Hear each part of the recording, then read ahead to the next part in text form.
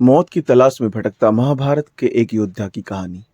हिंदुओं का धार्मिक ग्रंथ और साहित्य की सबसे अनुपम कृतियों में से एक महाभारत आज भी लोगों के लिए जिज्ञासा का विषय है। इस महान काव्य में न्याय, शिक्षा, चिकित्सा, ज्योतिष, युद्ध नीति, योग शास्त्र, अर्थशास्त्र, वास्तुशास्त्र, शिल्प शास्त्र, काव्य शास्त्र, खगोल विद्या और धर्मशास्त्र आदि के बारे में लोग आज भी जानना चाहते हैं।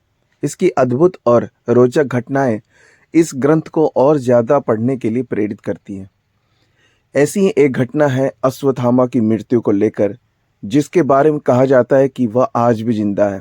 इस इस बात में कितनी सच्चाई है, इसे प्रामाणिकता के साथ कोई भी नहीं कह सकता। अब असल मुद्दा यह है कि आखिर महाभारत युद्ध में अश्वत्थामा के साथ ऐसा क्या हुआ था। क्या वह अन्य योद्धाओं की तरह युद्ध में वीर गति को प्राप्त नहीं हो पाया, या उसे जीवन भर भटकने का श्राप मिला था। यह जानने से पहले आई अश्वत्थामा के विषय में कुछ जान लेते हैं। जिस ग्रंथ में अर्जुन, कर्ण, श्री कृष्ण, भीम, विष्णु, द्रोणाचार्य और दुर्योधन जैसे महारथी हों, वहां अश्वत्थामा पर लोगों का बहुत ही कम ध्यान गया होगा। लेकिन आपको बता दें कि अश्वत्थामा महाभारत का एक ऐसा पात्र है जो यदि चाहता तो युद्ध के स्वरूप को ही बदल सकता था।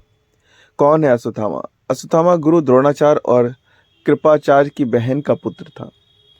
द्रोणाचार्य का अपने पुत्र के प्रति बहुत ही ज्यादा स्नेह था। इस स्नेह की वजह से ही द्रोणाचार्य को अपनी सोच के विपरीत कुरुक्षेत्र युद्ध में अधर्मियों का साथ देना पड़ा।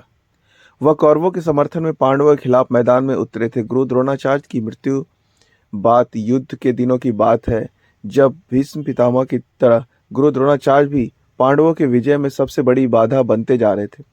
श्री कृष्ण जानते थे कि गुरु द्रोण के जीवित रहते पांडवों की विजय असंभव है। इसलिए श्री कृष्ण ने एक योजना बनाई, जिसके तहत महाबली भीम ने युद्ध में अश्वत्थामा नाम के एक हाथी का वध कर दिया था। यह हाथी मालव नरेश इंद्रवर्मा का था।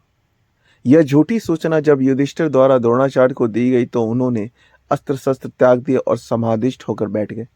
इस अवसर का लाभ उठाकर द्रौपदी के भाई धृष्टद्युम्न ने उनका सर धड़ से अलग कर दिया। पांडवों के शिविर पर हमला, अपनी पिता की मृत्यु का समाचार मिलते के बाद द्रोणपुत्र अश्वत्थामा व्यथित हो गया। युद्ध के दौरान अश्वत्थामा ने दुर्योधन को वचन दिया था कि वह अपने पिता की मृत्यु का बदला लेकर ही रहेगा। इसके बाद उसने किसी भी तरह से पांडवों की हत्या करने की कसम खाई।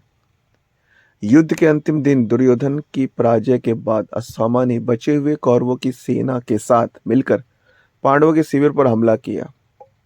उस रात उसने पांडव सेना के कई योद्धाओं पर हमला किया और मौत के घाट उतार दिया।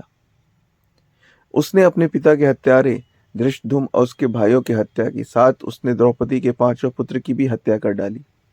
अपनी इस कायराना हरकत के बाद अश्वत्थामा शिविर छोड़कर भाग निकला। द्रौपदी के पांचों पुत्र की हत्या की खबर जब अर्जुन को मिली तो उन्होंने क्रुद्ध होकर रोती हुई द्रौपदी से कहा कि वह अश्वत्थामा का सर काट कर आपको अर्पित करेगा। अश्वत्थामा की तलाश में भगवान श्री कृष्ण के साथ अर्जुन निकले। अर्जुन को देखने के बाद अश्वत्थामा असुरक्षित महसूस करने लगा। उसने अपनी सुरक्षा के लिए ब्रह्मास्त्र का प्रयोग किया, जो उसे द्रोणाचार्य ने दिया था। गुरुपुत्र होने पर भी उसे केवल ब्रह्मास्त्र छोड़ना आता था, वापस लेना नहीं। तथापि अश्वत्थामा ने ब्रह्मास्त्र का प्रयोग किया। उधर श्री कृष्ण ने भी अर्जुन को ब्रह्मास्त्र छोड़ने की सलाह दी। अश्वत्थामा ने ब्रह्मास्त्र को पांडवों के नाश के लिए छोड़ा था, जबकि अर्जुन ने उसके ब्रह्मास्त्र को नष्ट करने के लिए ब्रह्मास्त्र अपना छोड़ा था। अश्वत्थामा को रस्सी में बांधकर द्रौपदी के पास लाया गया।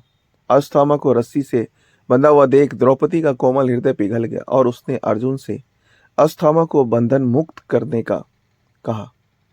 भगवान श्री कृष्ण का श्राप अश्वत्थामा के इस कृत्य के लिए भगवान श्री कृष्ण ने उसे श्राप दिया कि तू पापी लोगों का पाप ढोता हुआ 3000 वर्ष तक निर्जन स्थानों में भटकेगा।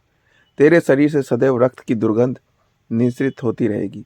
तू अनेक रोगों से पीड़ित रहेगा तथा मानव और समाज भी तेरे से दूरी बनाकर रहेंगे। ऐसा कहा जाता है कि भगवान श्री कृष्ण के श्राप के बाद अश्वत्थामा आज भी अपनी मौत की तलाश में भटक रहा, लेकिन उसे मौत नसीब नहीं हुई।